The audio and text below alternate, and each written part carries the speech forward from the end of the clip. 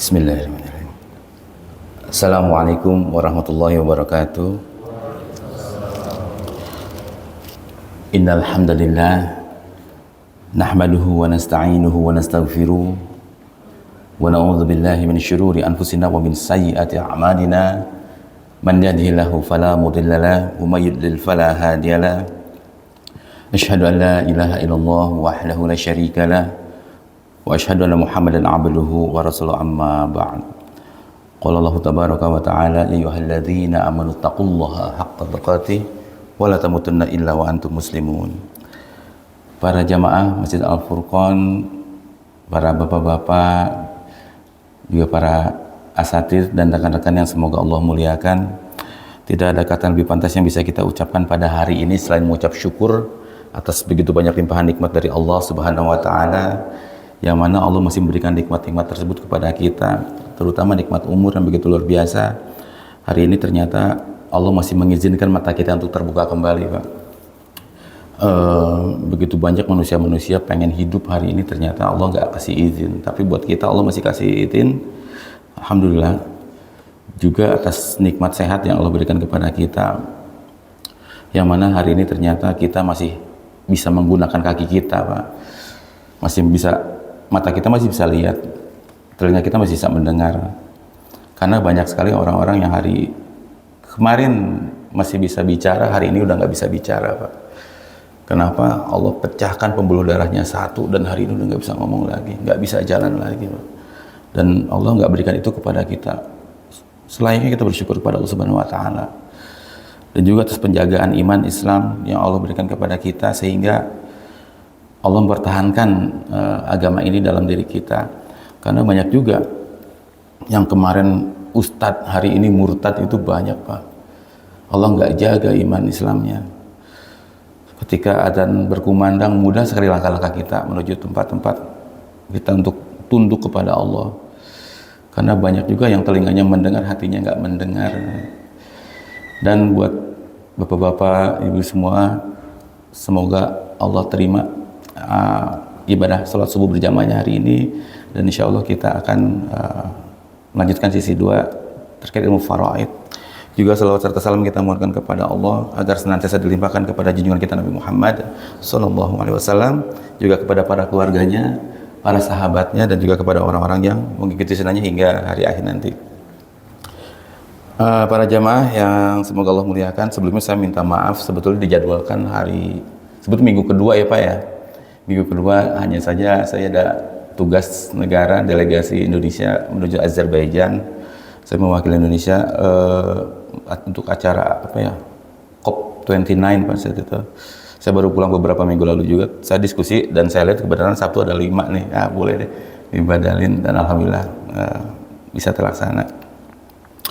Bapak-bapak sekalian yang Allah muliakan, insya Allah kita akan masuk ke bab yang begitu luar biasa, yang Allah state terkait itu panjang sekali dalam Al-Quran, Pak.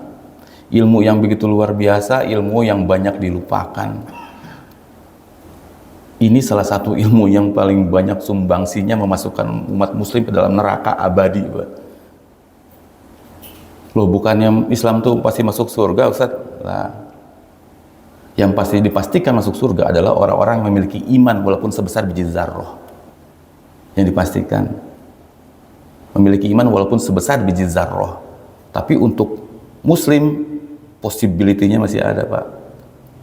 Siapa yang bilang? Allah langsung yang bilang. Ketika Allah menjabarkan tentang waris dari An-Nisa 11, 12, 13, 14 closing statement-nya Allah pada ayat itu apa? Wa may ya'sillaha wa rasulahu, barang siapa bermaksiat kepada Allah dan Rasulnya, wa yata'adda hududahu, dan menyelisihi hukum-hukumnya. Terkait apa? Di atasnya kalau baru bicara faraid itu, Pak. Laki-laki 2, perempuan 1, istri sekian, kalau mayit punya anak, kalau nggak punya anak sekian, seluruhnya dijabarkan oleh Allah. Menyelisihi hukum-hukumnya, apa kata Allah? Yudkhilhu naron khalidan fiha, akan dimasukkan ke dalam api neraka abadi di sana. Cukup? Enggak. Walahu azabum muhin, dan dia akan diazab dengan azab yang menghinakan sekali. Menyelisihi itu, Pak. Allah udah jelaskan laki-laki 2, perempuan 1. Kita bilang apa? Dengan seolah-olah bijaksana kita bilang, ya udah biar adil bagi rata aja tuh. Siapa yang lebih adil daripada Allah, Pak? Karena kita manusia merasa lebih adil daripada Allah, itu masalahnya. Kalau bukan Al-Quran tuntunan kita, lalu siapa tuntunan kita? Ketika dalam kubur kita ditanya, man rabbuka? Apakah kita bisa jawab, sementara Allah kita lawan di situ, gitu. Ini Al-Quran untuk umat muslim, Pak. Tapi Allah ngancam, pokoknya nyelisihin hukumnya, masuk neraka abadi. Kenapa? Sifat Allah terganggu di situ. Karena Allah membagi dengan kemahaadilannya Allah, kita bilang ya udah biar adil bagi rata aja. Nah itu selesai itu, Pak. Dan ini banyak yang dilupakan sekali, dianggap remeh. Dan ini perintah Nabi SAW. Beliau kepada Abu Hurairah bilang, ya Abu Hurairah, ta'allamul faraid wa'allimuha. Pelajarilah ilmu faraid dan ajarkan kepada orang-orang. Jadi diperintahkan secara detail bahwa pelajari faraid dan ajar kepada orang-orang. Kenapa? Fa innahu nisful ilm. Karena dia adalah setengah dari ilmu. Setengah iman ini ada di situ, Pak.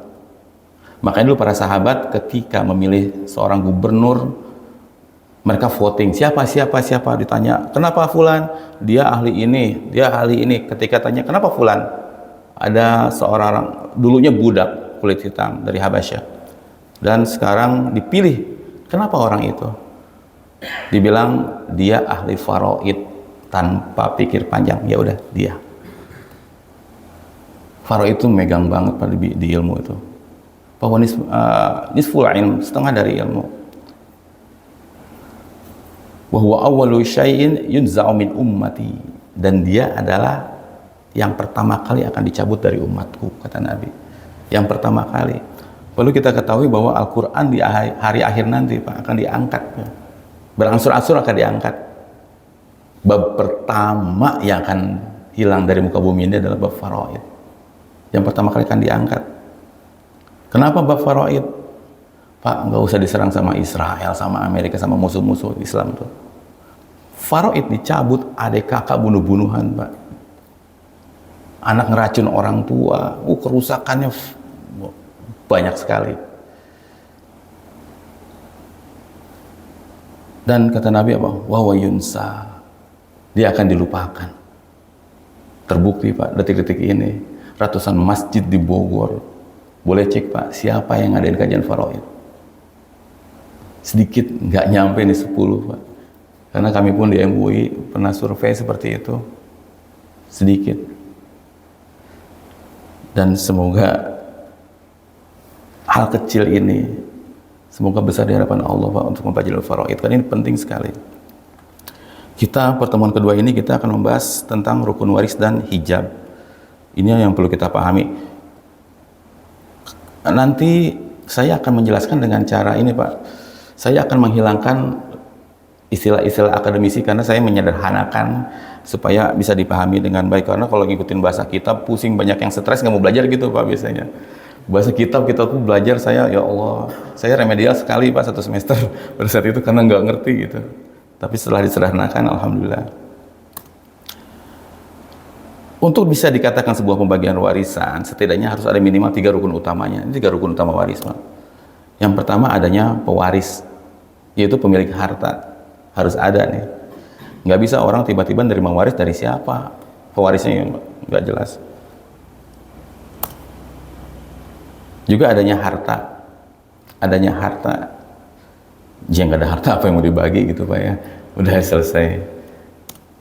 3, adanya ahli waris. Nah, peraturan tentang ahli waris ini yang harus kita pahamin. Siapa aja yang dapat, siapa aja yang nggak dapat. Nanti insya Allah kita akan pahamin. 3 syarat utama dalam waris.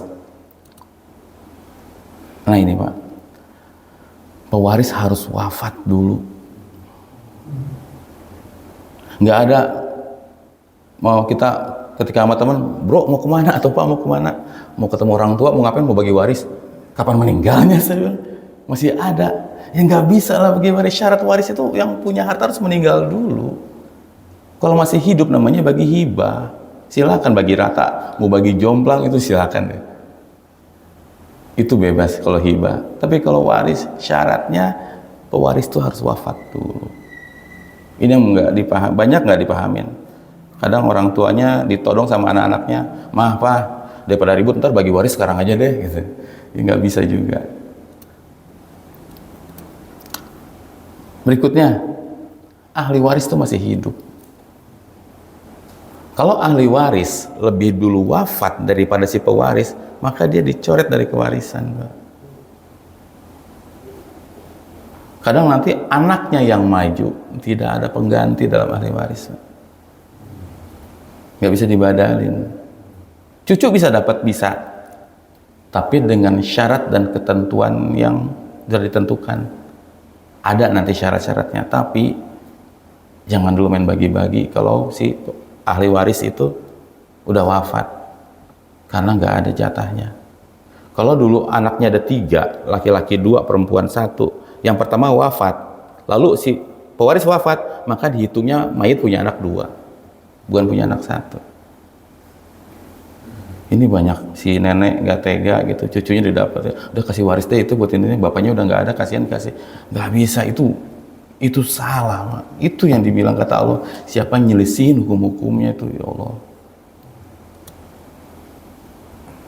Tidak ada penggugur waris.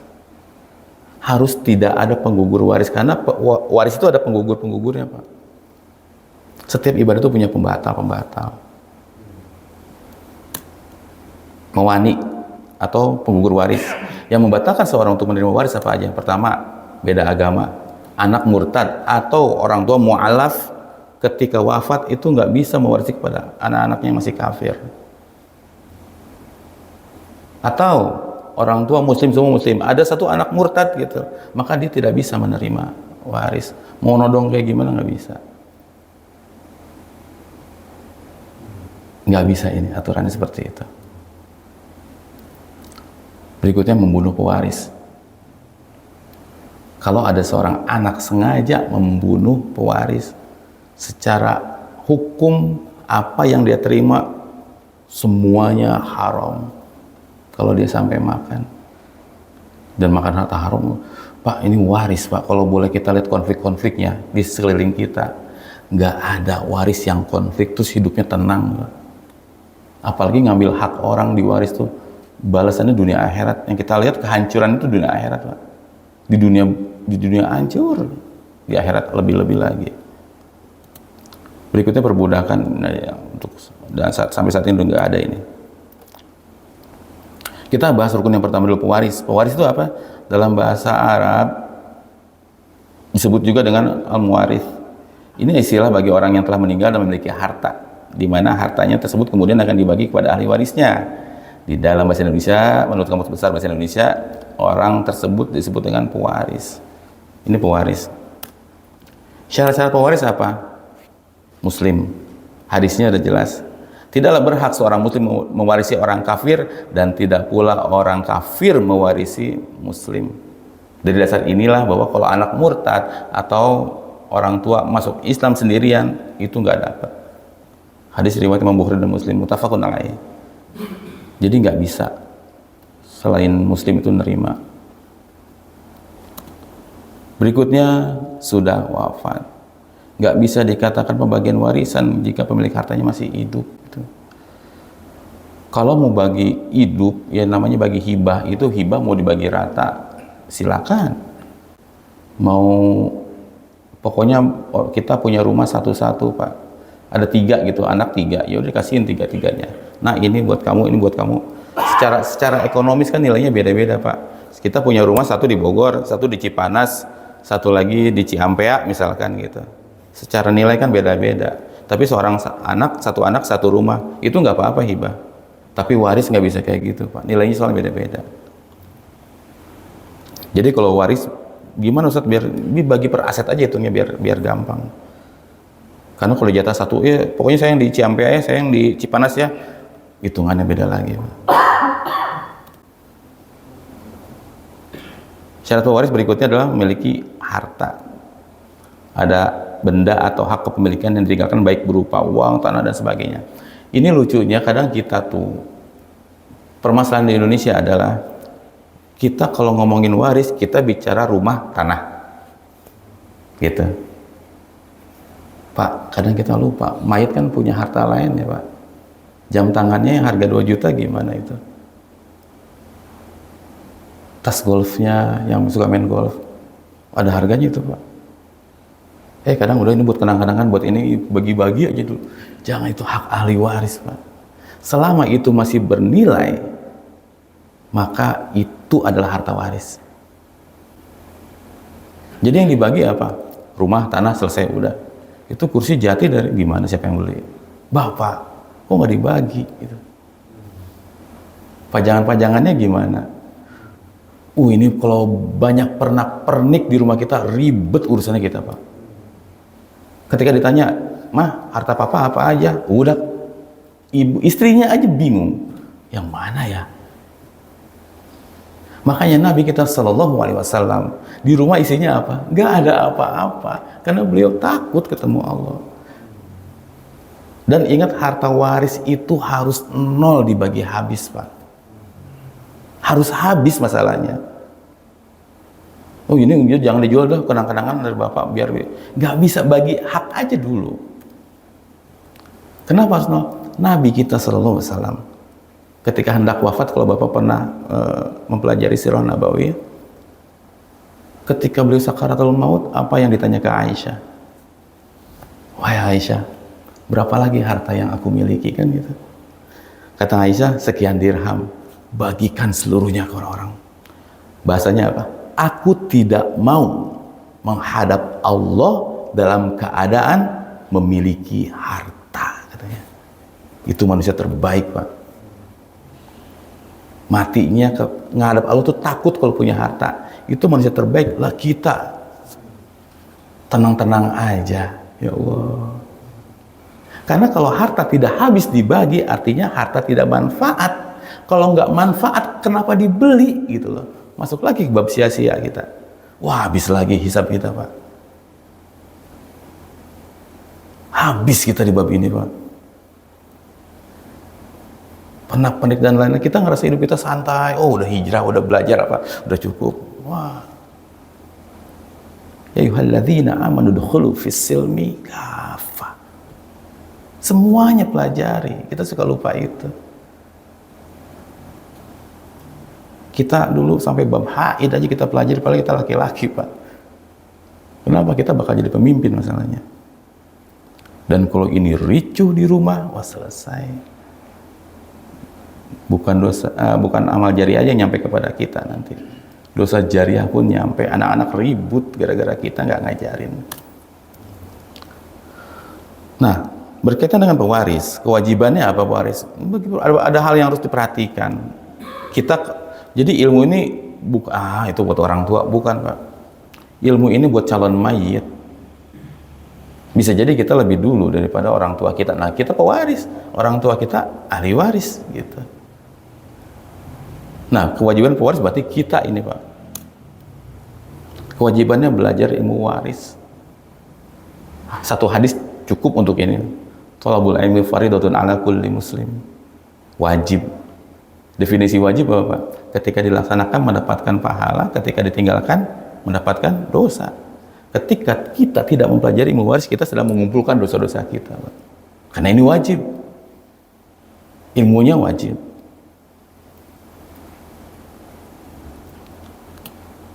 Berikutnya, kewajiban berikutnya mengajarkan kepada ahli waris. Ta'allamul faraid wa'allimuha. Pelajari ilmu faraid dan ajarkan kepada orang lain. Hadis ini udah jelas. Jadi banyak sekali akhirnya orang tua meninggal, ternyata di rumahnya ya Allah, itu adik sama kakak ribut masalah waris. Akhirnya apa? Berapa kali Idul Fitri nggak ketemu tuh Pak. Kadang janjian telepon ibunya, mah si kakak udah pulang belum? Udah pulang, baru dia mau ketemu orang tuanya. Gitu, hindar-hindaran. Silaturahmi putus Pak. Padahal Allah nekankan banget silaturahim. Kewajiban berikutnya menjelaskan harta. Saya detik ini setelah belajarnya, setelah pulang ke Indonesia, Pak, ini yang saya concern banget di sini tuh, Pak. Ini banyak sekali penyimpangan di sini. Saya sekarang udah punya mapping harta. Saya jelaskan ke anak saya, nak, kalau ayah wafat, harta ayah tuh ini, aset ayah tuh di perusahaan ini sekian persen, bla bla bla segala macam. Kalau ayah wafat, ini aja yang dibagi. Pembagiannya ke sini. Karena anak saya perempuan semuanya, jadi belum ada asobah. Nanti larinya ke om sekian, ke tante sekian. Mapping gitu. Itu tanda kita udah ngajarin. Dan jelaskan harta kita di mana aja. Permasalahannya di kita adalah, Pak, ini kultur Indonesia, Pak. Beberapa rumah tangga dari kita itu keuangannya, pengelolaannya dipegang oleh istri, betul nggak, Pak? Ya, sampai slip-slip gaji ketahuan, Pak, kita. Nah, kita mau apa-apa kan kadang susah, dicurigain mulu gitu ya. Kita dapat bonus, Pak, dari kantor, dapat bonus, entah gaji ke-13, entah apalah gitu. Udah gitu, kita kadang laki-laki pengen jajan doang, Pak, di luar, pengen jajan, beli apa biar bisa lebih, ada lebihnya lah buat jajan. Ada bonus, kita invest diem-diem, Pak, sama teman-teman kita. Bikin usaha baru. Kita bilangnya apa? Bro, jangan bilang-bilang istri saya ya. Terus ketahuan habis nih gue nih. Gitu. Udah tuh. Sahamnya berapa? 50-50. Dia wafat, Pak. Itu perusahaan gimana, Pak? Yang tadinya 50-50 jadi 100% punya teman kita. Kenapa? Diamanatin, jangan sampai istrinya tahu. Ya enggak? Jangan sampai istrinya tahu. Dan kita mayit sedang zalim sama ahli waris. Kenapa? Harusnya itu hak mereka. Itu hak anak, hak istri ketika ada. Kalau nggak dibagi, selesai, itulah harta yang nggak manfaat. Gitu. Betapa banyak yang kayak gini-ginian, Bang. Banyak sekali. Nabi aja matinya, beliau manusia paling mulia di muka bumi ini, matinya takut bawa harta, dienolin gitu loh, supaya habis. Kita kadang nggak takut, Pak. Invest kemana-mana, kerusakannya banyak, mengerikan. Artinya Nabi aja pengennya nol semuanya. Karena apa? Ini bahaya, Pak. Janganlah umpet-umpetan sama pasangan kita. Efeknya ke kita juga, Pak. Ya bagi para istri juga jangan galak-galak sama suami. Kadang jadi ini faktornya begitu. Jadi suami invest diem-diem jadinya. Ya harus saling terbuka lah. Kita nikah kan kalau dibacain surah Ar-Rum ayat 21 kan ya. Kenapa sih Allah menciptakan pasangan adalah litaskunu ilaiha, agar kita cenderung kepada dia kan gitu. Kok satu ranjang, kok bohong-bohongan, umpet-umpetan, buat apa nikah? Gitu. Berikutnya, kewajiban si pewaris adalah menghindari bom waktu. Ini yang bahaya, Pak, yang harus dihindarin. Jangan sampai ini meledak setelah kematian kita. Alih-alih kita pengen masuk surga, malah gagal masuk surga. Kenapa? Kericuhannya banyak setelah kita wafat. Kita akan pelajari jenis-jenis bom waktunya apa aja. Pertama, wasiat yang keliru. Wasiat, kita ngewasiatin kadang ke anak kita, Pak, kata Nabi kita sallallahu alaihi wasallam, la wasiyata ila warith. Tidak ada wasiat kepada ahli waris. Wasiat, waris, hibah beda ya, Pak. Beda. Jadi ahli waris udah ada haknya masing-masing. Kata Nabi SAW, berikanlah waris kepada yang berhak menerimanya, dan tidak ada wasiat kepada ahli waris. Artinya kalau wasiat, pertemuan lalu udah dipelajari ya, Pak ya. Akad wasiat itu ketika orang yang memberikannya masih hidup. Pelaksanaannya setelah wafat. Jadi kalau ada bahasa nanti kalau papa meninggal, nanti kalau mama meninggal, itu namanya wasiat. Ketika si penerimanya adalah ahli waris, maka batalkan demi hukum. Contoh, kita sakit, yang ngurus kita si bungsu terus Pak, punya anak 2. Kakaknya nggak mau ngurus kerja terus kita bilang sama bungsu, nah nanti kalau papa udah meninggal, ini rumah buat kamu aja. Si kakak tuh nggak mau ngurus papa. Oh iya Pak, nanti kalau papa meninggal, itu keywordnya. Meninggal harus gimana Pak? Batalkan demi hukum wasiatnya. Legal bermasalah, nah ini sama Pak. Legal bermasalah dibagi, jangan lupa. Itu yang pertama.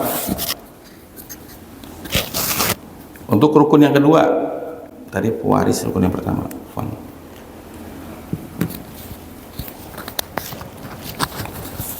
Rukun yang kedua adalah adanya harta waris. Syaratnya apa aja? Ini balik lagi, haruslah halal dan tidak sengketa. Pak, jangan ngasih uang haram ke anak kita, ngeri Pak. Ke istri ngeri. Dulu waktu kami kelas tafsir, Masyaikh kami menjelaskan bahwa kita diamati, hati-hatilah kalian dengan ayat-ayat yang dimulai dengan kalimat ya ayyuhalladzina amanu. Kenapa? Karena ketika Allah menyandingkan keimanan dengan perbuatan, maka perbuatan tersebut akan mempertaruhkan keimanannya Pak. Kayak puasa kan, ya ayyuhalladzina amanu kutiba alaikumusiyam. Allah menyandingkan keimanan dengan puasa. Puasanya rusak, imannya rusak Pak. Nggak ada orang imannya bagus nggak pernah puasa, gitu nggak ada Pak. Dia nggak pernah puasa, imannya rusak. Nah, dalam Al-Baqarah 172 Allah bilang apa? Ya ayyuhalladzina amanu kulu min thayyibati ma razaqnakum. Wahai orang-orang yang beriman, makanlah rezeki yang baik dari yang kami berikan kepada kalian. Artinya apa? Di sini Allah ingin menjelaskan bahwa keimanan kita dipertaruhkan sama makanan kita. Kalau kita cari uang dengan cara bangkang kepada Allah, kita kasih makan kepada anak istri, maka akan mengalirlah darah-darah bangkang kepada Allah. Sehingga untuk dibawa ketaatan itu susah Pak. Makanya ketika dalam pertemuan lain, banyak orang bertanya, Ustadz, gimana ya supaya anak saya rajin sholat? Susah banget disuruhnya. Saya nanyanya simpel Pak, itu anak dikasih makan apa Bu? Saya bilang, wajar kalau yang haram-haram mengalir dalam tubuhnya, dia nggak mau masuk ke dalam ketaatan, itu wajar sekali. Maka jangan mewariskan harta haram. Kemakan akan mengalir darah bangkang kepada Allah. Sekalipun itu ustadz dan lain-lain.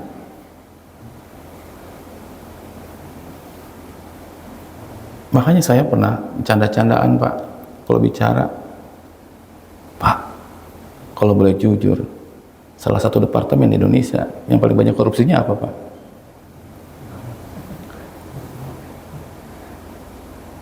Isinya bukan ustadz tuh, bukan LC tuh, bukan MA, bahkan profesor di bidang agama.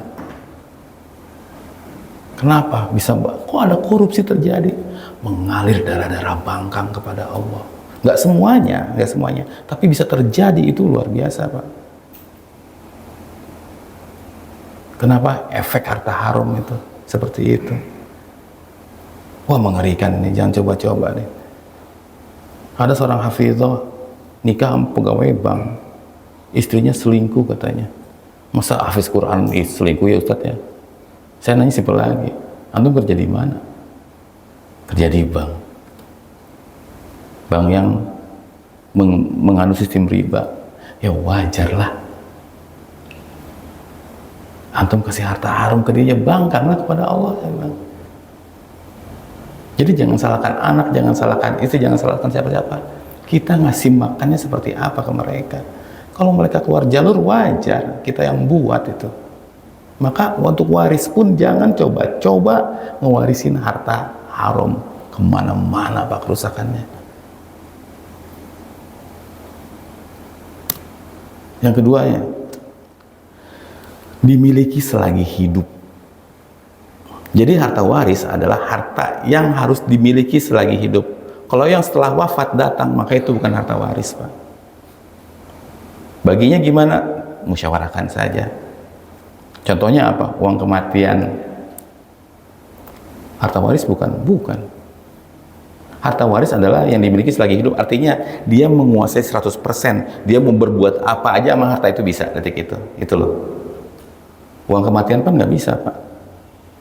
Dia bakal, kita nggak bisa ambil dulu uang kematian saya deh, gitu. Nggak bisa. Maka itu harta tidak kita kuasai, maka itu bukan harta waris. Santunan kematian bukan. Pensiun kematian bukan.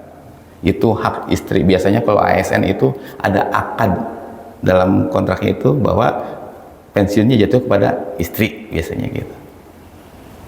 Itu ada. Udah ada akadnya. Asuransi kematian bukan. Ada pertanyaan, Ustadz, ini kan yang nabungnya almarhum, kok bukan harta waris? Bukan. Di akadnya sudah jelas bahwa ini akan diberikan kepada ahli waris. Berarti kita udah akad hibah dari awal. Bukan akad nabung. Kalau nabung, kita mau ambil kapan aja harusnya bisa. Ini nggak bisa. Dan dijanjikannya akadnya turunnya setelah kematian. Maka bukan. Berikutnya tidak bercampur. Bukan hasil patungan gitu. Harta istri bukan punya suami. Jadi gini artinya, ketika kita dulu awal-awal nikah, Pak, awal-awal nikah, biasanya kan pasangan muda itu kerja dua-duanya, terus pengen punya rumah. Akhirnya gimana? Memutuskan patungan. Ada rumah harga 500 juta. Suami punya uang 400 juta. Istri punya uang 100 juta. Yaudah mama tambahin. Itu kepemilikan berarti gimana? Suami 80%, istri 20% kan gitu, Pak ya? Itu nggak persentasinya, betul nggak? Ya, 80-20 ya, Pak? Nah, berarti kepemilikan sahamnya gitu, 80%, 20%. Ketika beberapa tahun kemudian suami wafat, maka yang dibagi yang 80%-nya, yang 20%-nya pisahin dulu. Karena itu harta istri. Gitu. Ini apa yang dibagi? Semuanya dibagi. Karena yang dibagi adalah harta mayit aja, gitu. Nah, ini yang salah juga terjadi. Banyak, Pak, kita salahnya ini. Inilah makanya kenapa kita khawatir banget. Harus dijelasin karena apa? Banyak kesalahan di sini. Kalau patungan beli mobil berapa ya udah, tetapkan akadnya berapa persen gitu. Bagiannya berapa? Beli mobil patungan suami istri. Mah, ini dulu sama papa patungannya apa? Mama juga bingung, lupa. Oh, udah. Kita memang harus tertib administrasi dari rumah tangga, Pak. Makanya bilang menikah itu apa? Nisfuddin, setengah dari agama. Kenapa? Unsur-unsur muamalahnya itu ada, terapkan di rumah. Kalau di kantor kita data aset semuanya ada, di rumah pun sama, itu maksudnya. Kalau itu diamalkan, itu jadi bentuk ibadah yang luar biasa. Di fikih muamalah itu sudah diatur semuanya, Pak. Tapi banyak kita rumah tangga nggak berkah, kenapa? Boro-boro nisfuddin, Pak. Seperempatnya, sepersepuluhnya aja kadang enggak gitu dari agama, karena tidak menerapkan itu. Kalau diterapkan luar biasa pernikahan itu, Pak, amalnya besar.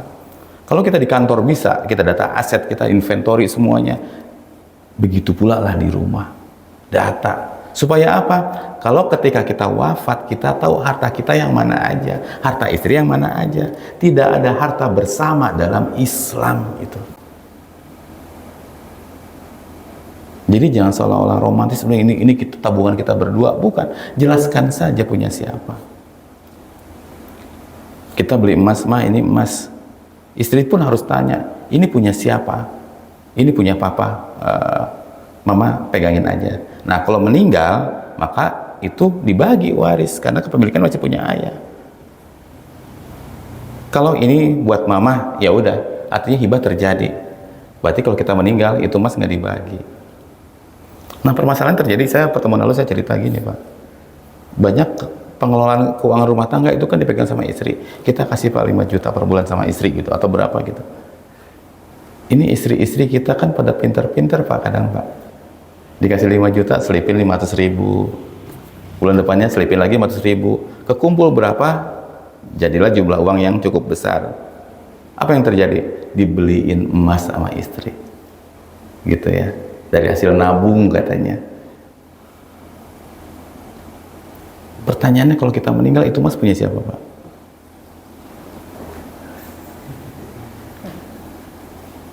Karena kita sepakati dulu di sini, dudukan dulu bersama. Itu uang pengelolaan atau uang hibah, saya tanya. Kalau hibah, mah ini 5 juta. Istri kita habisin detik itu juga nggak apa-apa loh, Pak. Hibah, haknya dia. Betul nggak? Ini kalau dihabisin gitu, Bapak marah nggak, Pak? Marah, uang pengelolaan kan? Artinya itu untuk mengelola itu kan? Berarti kepemilikannya punya siapa? Punya suami tetap. Si istri nabung diem-diem, Pak. Nabung banyak asetnya. Terus pas kita nggak punya papa nggak punya uang, ya udah deh, jual aja nih mas mama nih. Mas mama dari mana, Pak? Coba saya tanya, mas mama dari mana? Kadang nanti jual, nanti gantiin ya, Pak ya. Loh, dari mana hak kepemilikannya itu loh? Pas kita meninggal nggak dibagi, untung mama nabung, bahasanya nggak ada untung, itu harta mayit. Kalau mau diakadkan, saya bilang, Ustadz saya udah nabung banyak banget, 100 gram lebih, Ustadz ini gimana? Ibu-ibu panik. Pada akhirnya ya bisa ada solusinya. Bilang jujur sama suami, Pak selama ini mama nabung dari yang papa kasih, jadi emas sekian, papa ridho nggak nih emas buat mama? Ya namanya suaminya, ya udahlah buat mama aja. Ya terjadi tuh hibah tuh, sah itu kepemilikannya. Istri mau ngapain terserah deh. Ini Pak yang terjadi di kita, masalah harta aja ricuh gitu.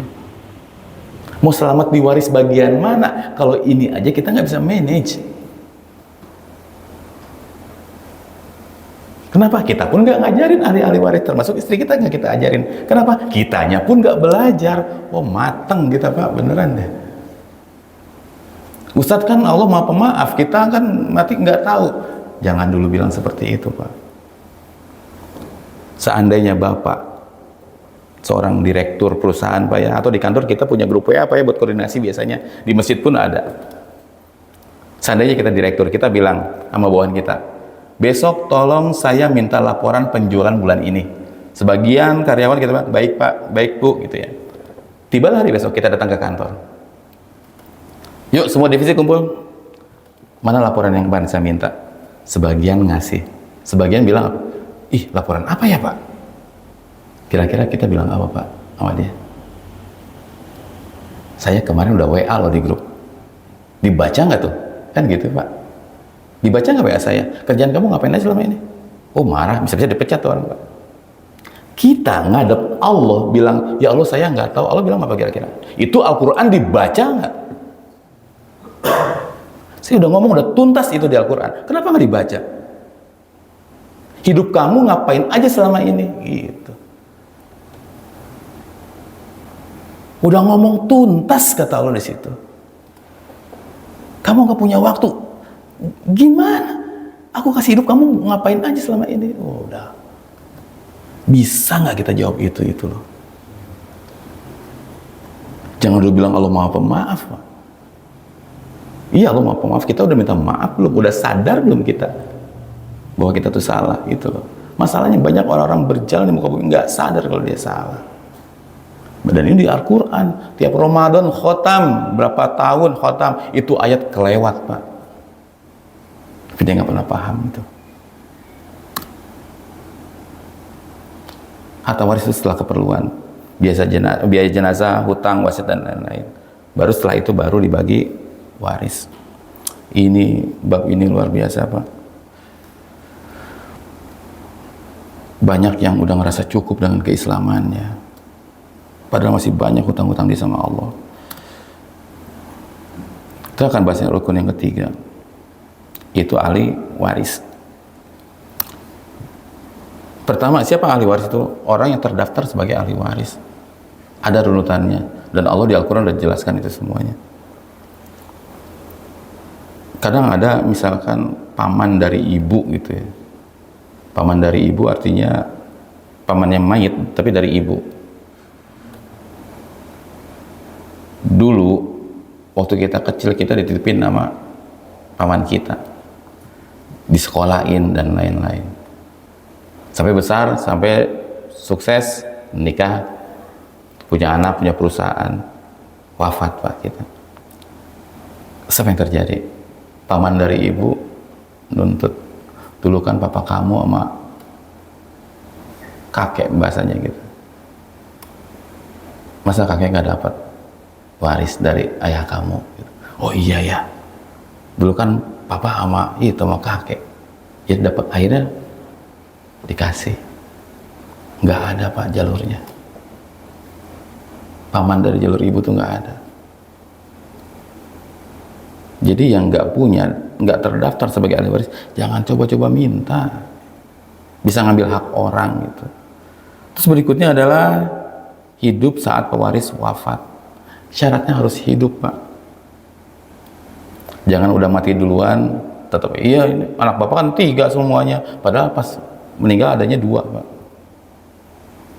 Kasihan dong Ustadz, itu apa, anak-anak yang lain, cucunya mayit lah. Kalau mau bagikan dulu waris sesuai dengan porsinya masing-masing. Setelah itu aja orang patungan yuk ngasih itu, ya silakan, kan bisa. Di situ pun dituntut empati kita kayak gimana sih, pengen tahu. Kadang kasihan tapi kita nggak mau ngasih juga, nggak mau dari harta kita. Ini buat apaan? Kasihan, kasih tuh. Jangan pakai uang saya, udah. Nggak valid kasihannya tuh. Cuma wacana doang, nggak boleh gitu lah. Nah ini waris tuh nguji kayak gitu juga Pak. Kepedulian kita sama yang nggak dapat gimana? Ada rasa empati nggak kita? Ini ujian besar Pak. Ingat kata Nabi apa? Nisful ilm, setengah dari ilmu ada di sini. Berikutnya tidak gugur hak. Tadi penggugur hak ada membunuh dan murtad atau beda agama. Ini kita jelas secara singkat aja. Udah syuruk ya? Belum? Ya. Berapa menit lagi? 10 menit lagi apa? Ini wajib insya Allah. Tidak terhijab. Nah ini. Ada sistem hijab dalam waris. Hijab itu ketika itu ada, maka yang lain itu tertutup semuanya. Jadi dalam waris yang diterangkan oleh Allah dalam Al-Quran, ini cara saya memahami waris ya Pak ya. Jangan dibilang sama Ustadz yang lain begini, beda. Saya bahasanya ada ring 1, ring 2, ring 3 gitu, supaya bisa memahami. Yang Allah jelaskan dalam Al-Quran itu ring 1 Pak. Jadi pihak yang menerima waris itu kalau dari mayit, rumusannya samping, bawah, atas, udah itu aja. Samping siapa? Pasangan kita. Itu 2 pihak, bisa suami, bisa istri. Bawah siapa? Anak-anak kita, 2 pihak, anak laki, anak perempuan. Atas siapa? Orang tua, ibu, bapak. Itu kalau hadir semuanya ketika mayit wafat, itu semuanya dipastikan punya hak dari waris, dan yang lain jangan coba-coba minta. Kenapa? Di ring 1 itu ada kunci istilahnya. Kunci ring 1 itu ada anak laki-laki dan ada ayah mayit. Kalau itu ada, pihak-pihak lain jangan coba-coba minta waris. Saudara adik kakak mayit jangan coba-coba minta. Kalau ada anak laki-laki atau enggak ada ayahnya mayit. Itu kunci dari ring 1 Pak. Artinya ketika itu ada ayah mayit, ada anak mayit laki-laki, semuanya terhijab karena dia penghijabnya gitu. Ayah nggak ada, anak laki-laki ada, kehijab semuanya. Anak laki-laki nggak ada ayah, kehijab semuanya. Itu. Jadi jangan coba-coba saudara adiknya, kan saya adiknya, nggak bisa.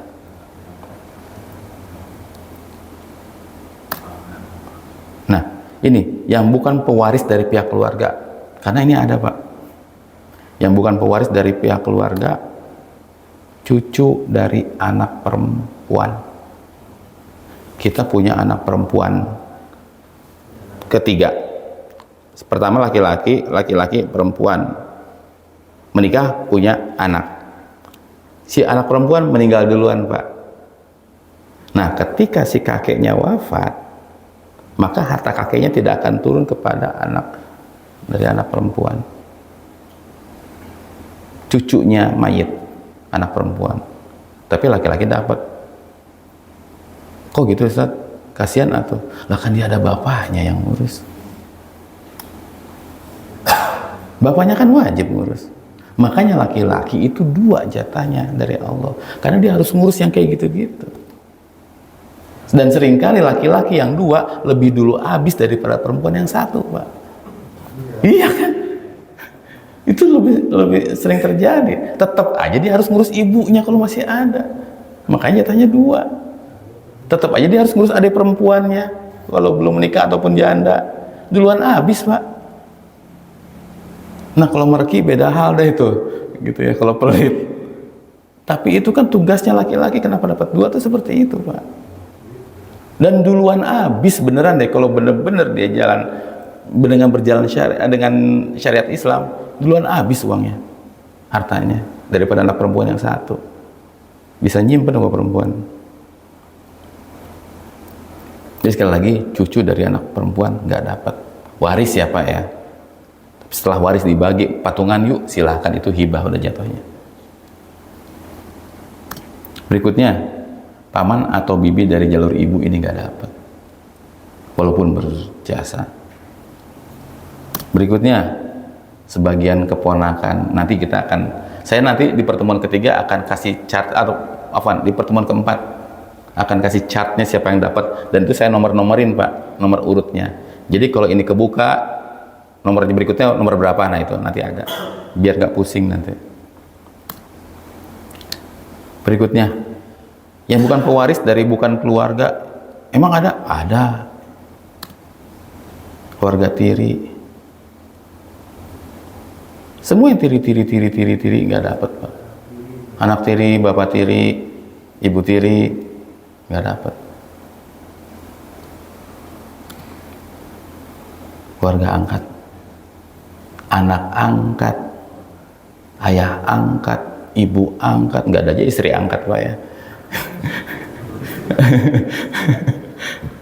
Semuanya angkat-angkat nggak ada, Pak.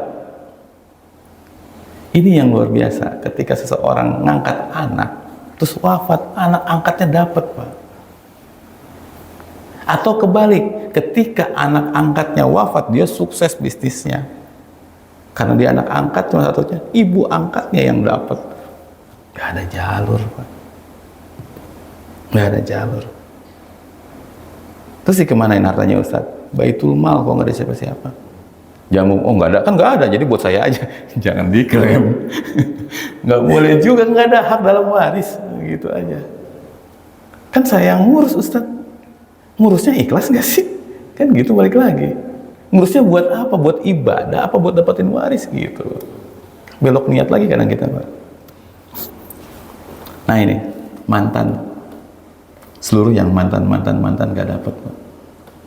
Kalau kita pun jadi mantan, jangan pernah ngarep. Mantan istri, mantan suami, anak mah nggak ada mantan ya Pak. Tapi mantan nggak dapat.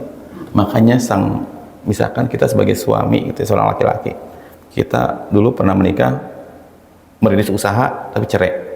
Kita nikah dengan yang baru. Nah, kita tahu perjuangan kita sama siapa dulu. Maka kita wasiatkan kepada anak-anak kita, nanti tolong kasih tante ini ya, sekian.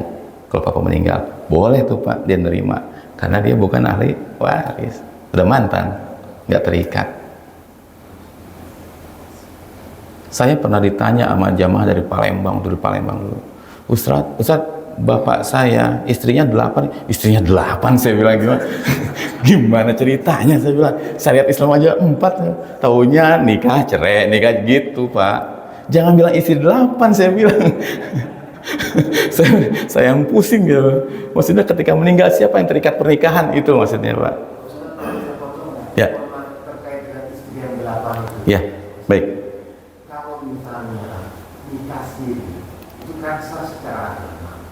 Tapi dalam administrasi kependudukan, nikah siri tidak diakui. Betul. Nah, apakah nikah siri anak-anaknya itu dapat waris atau enggak? Nah, Toyib. Ini saya mau bahas juga sebetulnya. Nggak apa-apa. Ini menarik untuk dibahas. Ketika seseorang wafat, hitung anaknya ada 2, istrinya 1. Udah tuh. Tahu-tahu Pak, ada yang datang bawa anak. Wah, itu ngejerit istri kita tuh. Nah, ini fakta lapangan, Pak. Saya share ini karena ini saya, ya Allah, udah keliling Indonesia buat ngurusin kayak ginian, Pak. Masalahnya, ya Allah, saya bertepuk jidat juga. Ya Allah, saya bilang, terjadi loh ini loh. Ada seorang anak dari istri yang pertama akhirnya menghalang-halangi anak-anak itu buat dapat waris. Nggak bisa, kan di negara nggak bisa, Ustadz, nggak diakui. Oke, sekarang saya tanya, mau pakai hukum negara, hukum Islam, saya bilang. Gitu aja udah. Kalau pakai hukum Islam, ya udah, berarti dia sah di hadapan Allah Subhanahu Wa Taala karena rukun-rukunnya dan syarat-syaratnya terpenuhi. Kalau begitu laki-laki harus ngomong ke istrinya, saya punya anak. Seharusnya seperti itu. Punya nyali nggak kita, gitu aja.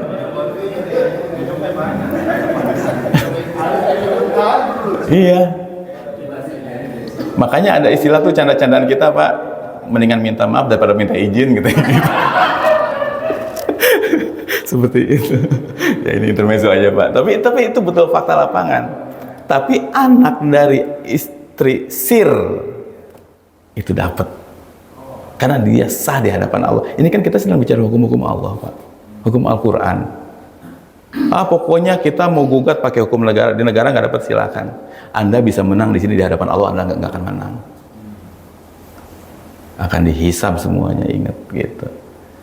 Dan kita pun para suami akan kena hisab. Kenapa nggak dijelasin? Wow.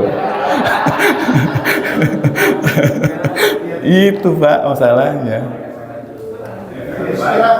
Terus terang, kayak gini, Pak, kira-kira kalau istri soleha, kira-kira bakal nolak nggak hukum itu? Soleha, ya itu. Sebenarnya gitu. Saya suka bingung juga. Enggak, soalnya sih saya gitu, saya canda-canda, Pak, yang ngelamar dia siapa? Kok ngadunya sama saya gitu? Yang ngelamar dia, yang milihnya siapa? Bapak-bapak juga yang milih. Ada seorang istri ngaduin, Ustadz, suami saya gini, Bu, yang nerima lamarannya siapa? Kok ngadunya sama saya? Saya bilang. Maksudnya artinya jangan dulu yang punya catatan-catatan tentang pasangannya, jangan lu pikir-pikir lagi deh. Yang milih dia siapa? Masalahnya itu. Kita juga ternyata salahnya itu, Pak. Ya, saya kan nggak ngerti keadaan gimana pasangan di rumah, Pak. Nah, silahkan selesaikan dengan cara masing-masing deh itu. Tapi itu memang ini fakta lapangan yang terjadi, dan ini krusial di akhirat nanti, krusial, Pak. Ini akan jadi masalah besar. Tapi artinya yang nikah sir itu sah di hadapan Allah, Pak. Nah, ini berikutnya, mertua menantu jangan coba-coba minta. Dulu waktu nikah kan ditolongin gitu sama saya, jadi minta dong papa gitu, mama nggak bisa. Ipar jangan coba-coba. Ini banyak keributan gara-gara ini, Pak, overlapping, bukan bagiannya minta. Wah, itu kasus beda lagi tuh.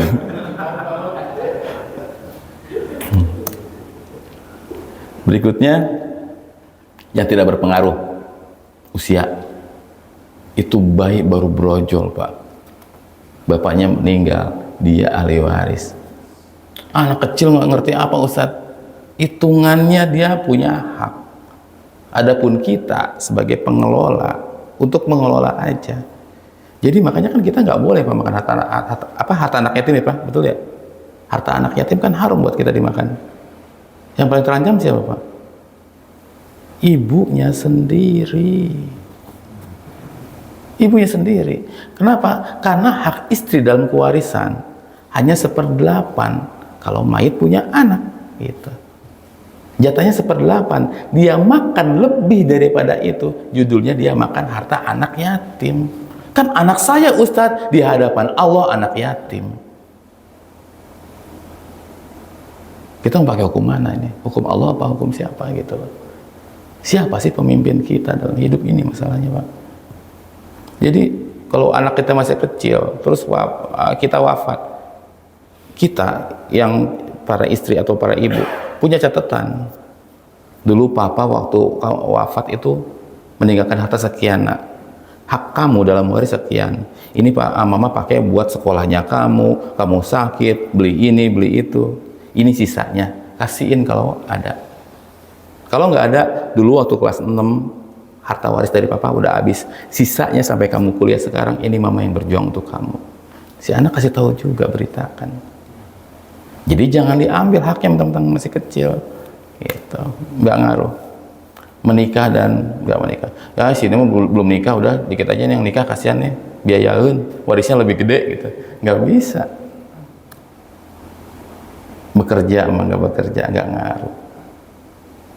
Ya di sini udah kerja udah nggak usah dulu lah. Ini yang masih nganggur kasihan, supply nggak boleh.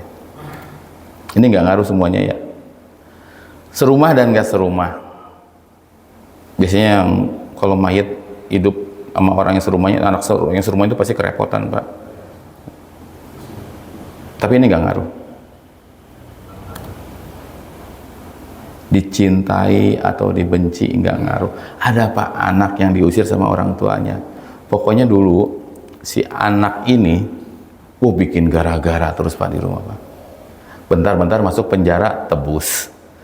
Ada utang debt collector bayar. Apa aja bikin masalah. Akhirnya bapaknya kesel. Pokoknya kamu pergi dari rumah ini. Pokoknya saya nggak nganggap kamu anak lagi. Jangan pernah minta waris dari aku. Gitu. Pergi Pak, diusir Pak. Meninggal tuh orang. Kira-kira ya anak yang diusir dapat nggak Pak? Dapat. Nggak ngaruh. Status anak itu nggak bisa dihilangkan dengan akad. Kak, kamu dulu dibenci loh sama papa tuh benci banget, meninggalnya aja gara-gara kakak ini, sakit jantung gitu. Kakak bikin masalah mulu, sekarang kakak nggak boleh minta waris. Itu orang zalim luar biasa, nggak bisa dan nggak boleh seperti itu. Kekayaan ini Pak, masalah juga. Ada anak yang kaya, kakak mah udah kaya, udah nggak usah minta waris, ngapain kitanya nih, kita belum pada rumah nih gitu. Dinego Pak waris Pak. Jangan coba-coba. Mau kaya, mau miskin, berikan waris kepada yang berhak menerima. Jangan dinego. Anak yang pertama punya rumah 3, anak yang bungsu belum punya rumah. Udah deh, yang misal nggak usah ini saya aja 1 gitu. Nggak boleh, tetap punya hak. Bagi dulu hak-haknya. Berikutnya jasa. Mau berjasa, mau nggak berjasa, mau ngurus nggak mau ngurus. Jangan coba-coba pengen jomplang gara-gara ini Pak. Kakak dulu nggak pernah ngurusin bapak, aku yang bolak-balik bawa ke kamar mandi gini. Pokoknya aku minta lebih deh dari waris. Nggak bisa.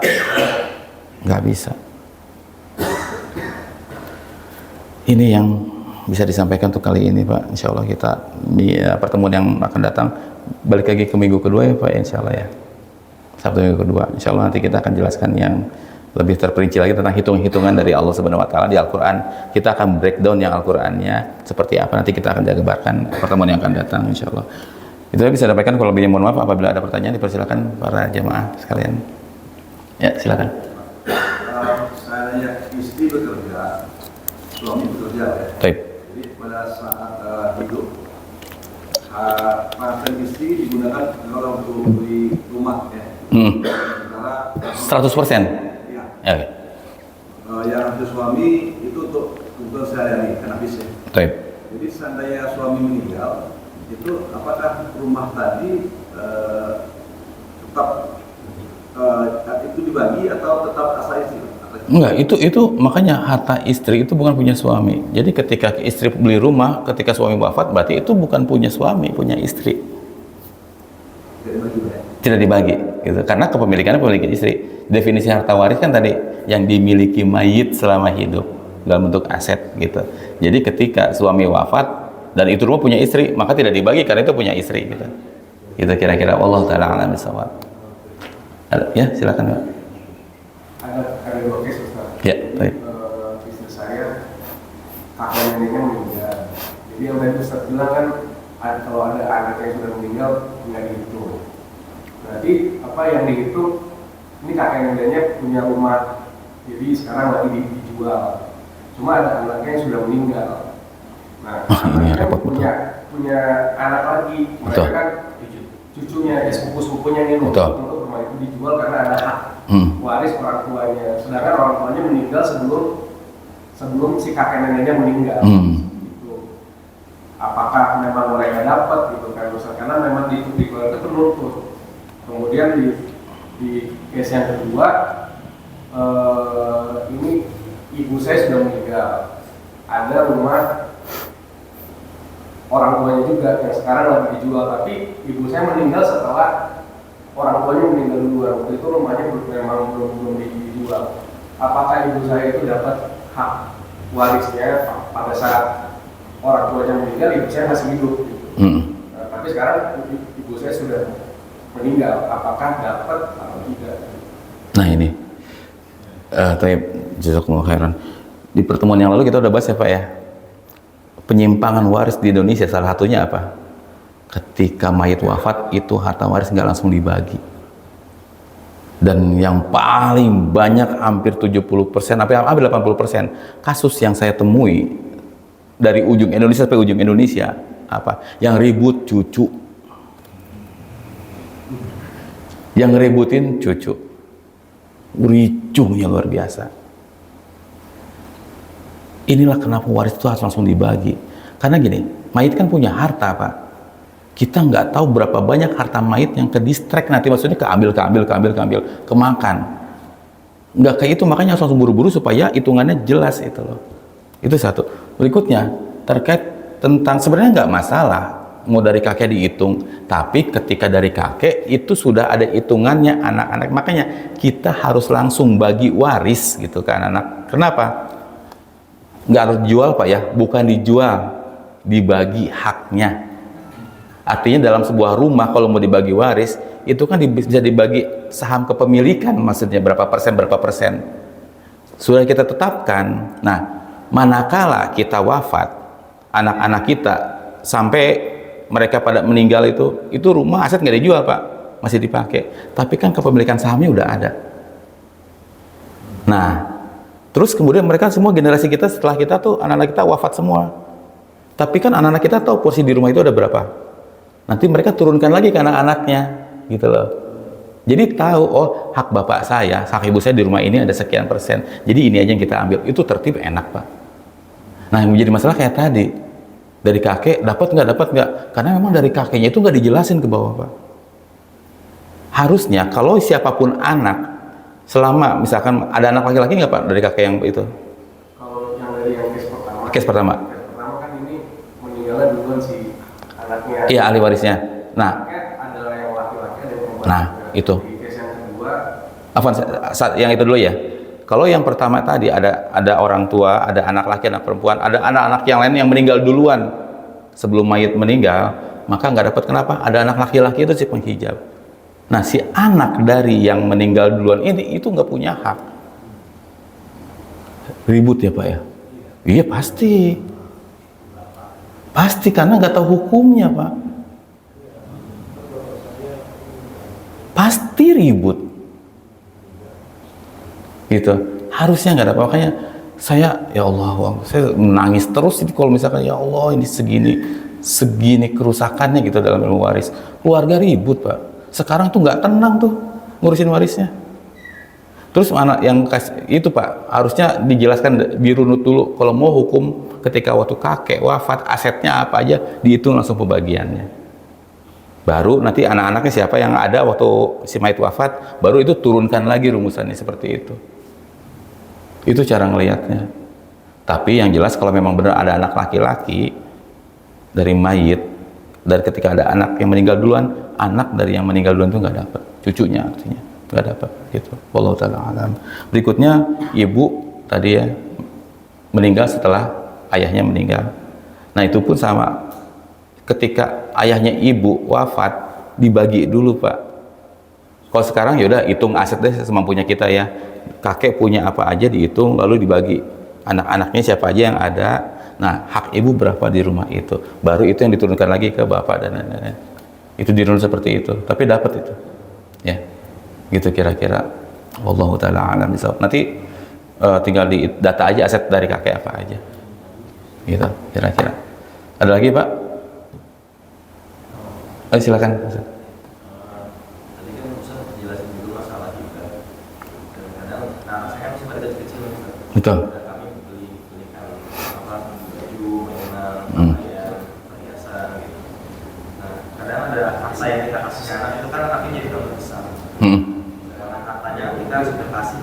Betul. Karena kita tuh pengen baju itu lebih bermanfaat, kita kasih ke orang lain. Jadi kan kita gimana menanggapi itu sebenarnya, apakah kita kasihkan aja karena saya masih belum ngerti, atau gimana? Karena kan jadi saya takutnya khawatirnya malah saya mau mengambil harta yang boleh saya kasih karena saya ini. Iya, nah, terkait hal ini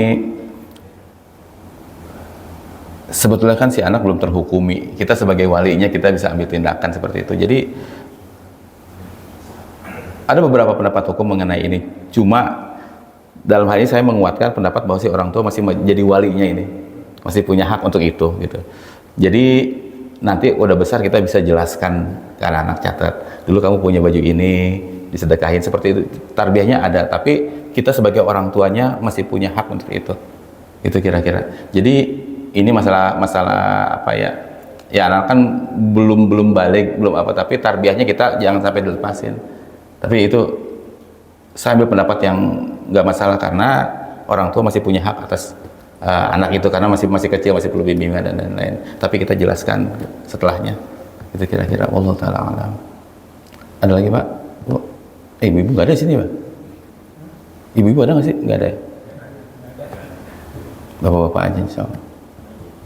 Yang biasanya soalnya dulu di Al-Ikhlas kan udah selesai Pak ya. Bapak-bapaknya, aduh, ngasih tahu istri gimana Ustaz ya? Itu kendalanya Pak. Akhirnya apa, inisiatif ibu-ibunya bikin kajian faraid. Dan akhirnya, Ustaz makasih banyak, saya jadi nggak perlu ngomong lagi sama istri. Banyak juga ternyata suami takut istri ngomong gitu. Allahu Akbar. Tapi alhamdulillah selesai. Itulah kita belajar, istri kita nggak belajar, jomplang juga Pak. Jomplang juga itu. Ya artinya baiknya nanti diajarkan pada keluarga supaya bisa imbang, bisa enak lah. Ya intinya ini Pak, ini waris kalau beda sama hitungan Allah dengan rumusan Allah, bahaya udah buat hidup kita. Kehancurannya, kerusakannya luar biasa. Dan ini akan menjadi bab panjang yang akan dibahas di hisab nanti. Gitu kira-kira. Wallahu ta'ala alam. Udah cukup Pak? Ada lagi yang tanyakan? Kalau ada hal yang pribadi nanti aja Pak, selesai. Kali ada yang pengen bisik-bisik gitu. Banyak yang seperti itu. Bapak yang tahu paling kencang nih gitu. Terbuka kok Pak, saya for free Pak pokoknya. Selama masih di sini kita bisa diskusi lah insya Allah. Ya kali ada yang mau pribadi karena ini kan direkam juga. Mau bisik-bisik silakan nanti. Itu mungkin Pak ya. Nah, kalau nggak ada yang ditanyakan lagi, cukup sekian. Saya mohon maaf apabila ada yang salah dalam penyampaian. Mohon dimaafkan, itu karena kelemahan saya, kekurangan saya dalam ilmu. Apa yang benar itu datang murid dari Allah Subhanahu wa taala. Dan semoga majelis ta'lim ini menjadi majelis ta'lim yang berkah. Bapak-bapak semua disehatkan oleh Allah Subhanahu wa taala, dijaga oleh Allah Subhanahu wa taala, dan semoga bapak-bapak semua dijadikan ahli-ahli surga tanpa hisab. Amin ya rabbal alamin. Itu saja yang bisa disampaikan.